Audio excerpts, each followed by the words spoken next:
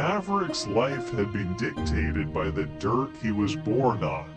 He was a peasant, a serf of the land whose destiny was tied to the whims of the seasons and the harvests. He lived in a small, worn-out cottage on the outskirts of Stormwind, working from dawn to dusk, tilling the fields, gathering the crops, and living a life of routine. His dreams were often larger than his reality, but he had learned early on not to nurture them too much. Then came the poker revolution. The game had always existed in the small taverns tucked away in the city's back alleys, played by the rogues and thieves for whom luck was a way of life. But it was only when the High Lords of Stormwind started to dabble in it did the game gain popularity among the common folk. Maverick, driven by curiosity and the hope for a better life, began to play. His uncanny knack for reading his opponents, paired with a seemingly impeccable luck, turned him from a lowly peasant to a wealthy man in no time. His story became a beacon of hope, kindling dreams in the hearts of many. He moved from his humble hovel to a grand house in the city, his days of toil replaced by nights of revelry. But fortune is a fickle mistress. Maverick's luck ran out on the poker night held by the Sentinel heroes, the protectors of Stormwind. He lost everything, his money, his house, and his pride. The glittering city that once welcomed him with open arms turned its back on him, and he found himself back in the mud-ridden outskirts of Stormwind. His new path was fraught with challenges. The hero life was a stark contrast to his comfortable existence as a wealthy gambler. But Maverick embraced it with open arms, trading cards for swords, bets for battles. His journey was not just about reclaiming his lost fortune, but also about finding his place in the world.